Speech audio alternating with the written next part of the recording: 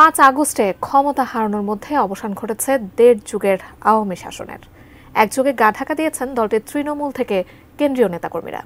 অনেকে গ্রেফতার হলেও যারা বাইরে আছেন তাদের মধ্যেও দেখা দিয়েছে মতবিরোধ। প্রশ্ন উঠেছে নেতৃত্বহীন আওয়ামী লীগের রাজনীতিতে ফেরা নিয়ে। বিস্তারিত জানাচ্ছেন আরিফ হাসান। তুমি কে আমি কে, রাজাকার রাজাকার, তোমার বাবা আমার বাবা, রাজাকার রাজাকার।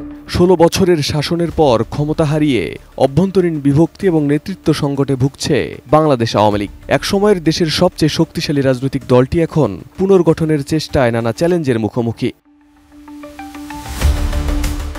আন্তর্জাতিক গণমাধ্যম আল জাজিরার এক প্রতিবেদনে বলা হয়েছে, ক্ষমতা হারানোর পর দলের শীর্ষ পর্যায়ের নেতাদের মধ্যে মতবিরোধ প্রকট হয়েছে।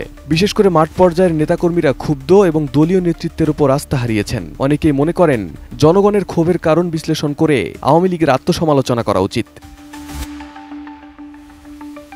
আওয়ামী লীগের যুগ্ম সম্পাদক আফমা বাহাউদ্দিন নাসিম আল জাজিরাকে বলেন, আমরা আন্তর্জাতিক ষড়যন্ত্রের শিকার, এটি শিগগিরই প্রমাণিত হবে। তবে তিনি নির্দিষ্টভাবে কোনো দেশ বা গোষ্ঠীকে দায়ী করেননি। রাজনৈতিক বিশ্লেষকরা বলছেন, দলের ব্যর্থতা ও জনরোষকে অস্বীকার করে সব অভিযোগ তোলা বাস্তবতা থেকে পালানোর চেষ্টা। 2024 সালের 1 জুলাই কোটা সংস্কারের দাবিতে শুরু হয় ছাত্র আন্দোলন।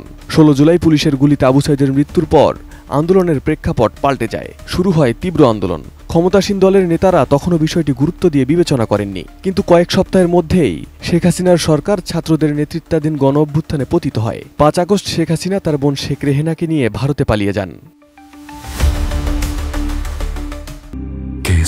শেকড় থেকে শিখরে ক্ষমতা হারানোর পর সন্ত্রাসী কর্মকাণ্ডের অভিযোগে নিষিদ্ধ হয়েছে আওয়ামী লীগের ভ্রাতৃপ্রীতম সংগঠন ছাত্রলীগ। নিরাপত্তাহীনতায় ভুগছেন দলের তৃণমূল পর্যায়ের নেতাকর্মীরা। অনেকে আত্মগোপনে চলে গেছেন বা রাজনীতি ছেড়ে দিয়েছেন। খুলনার এক সাবেক ছাত্রলীগ নেতা আল জাজিরাকে বলেন, দল আমাদের পরিত্যাগ করেছে, আর কখনো রাজনীতিতে না ফেরার কথা জানান তিনি জানান, যখন টেলিভিশনে নাটকীয় ওই পলায়নের দৃশ্য সম্প্রচার হচ্ছিল, তখনও কিছু নেতাকর্মীকে নিয়ে আমি খুলনার রাজপথে অবস্থান করছিলাম। আমি আমাদের একজন সিনিয়র নেতা স্থানীয় এমপিকে ফোন করার চেষ্টা করলাম, কিন্তু তার ফোন বন্ধ ছিল। তিনি বলেন, ঠিক ওই মুহূর্তে আমার মনে হলো আমাদের সঙ্গে প্রতারণা করা হয়েছে। বিশ্লেষকরা মনে করছেন, শেখ হাসিনার নেতৃত্বে আওয়ামী লীগের পুনরুজ্জীবন কঠিন হবে। ইলিনয় স্টেট ইউনিভার্সিটির অধ্যাপক আলী রিয়াজ বলেন, আওয়ামী লীগ যদি ক্ষমতায় ফেরার সুযোগ পেতে চায় তবে 4টি শর্ত পূরণ করতে হবে। প্রথমত, 16 বছরের শাসনামলে এবং গণ অভ্যুত্থানের সময় সংগঠিত অপরাধের জন্য ক্ষমা চাওয়া। দ্বিতীয়ত, বর্তমান রাজনৈতিক আদর্শ পরিত্যাগ করা। তৃতীয়ত, শেখ হাসিনার পরিবারের কেউ নেতৃত্বে না থাকা। চতুর্থত, নৃশংসতার জন্য দায়ীদের বিচারের আওতায় আনা। এদিকে আওয়ামী লীগের কিছু নির্বাসিত নেতা সামাজিক যোগাযোগ মাধ্যমে বলছেন, অন্তর্বর্তীকালীন সরকার ব্যর্থ হবে এবং আওয়ামী লীগ আবার ঘুরে দাঁড়াবে। তবে মাঠ পর্যায়ের নেতাকর্মীরা এসব বক্তব্য আর বিশ্বাস করছে না।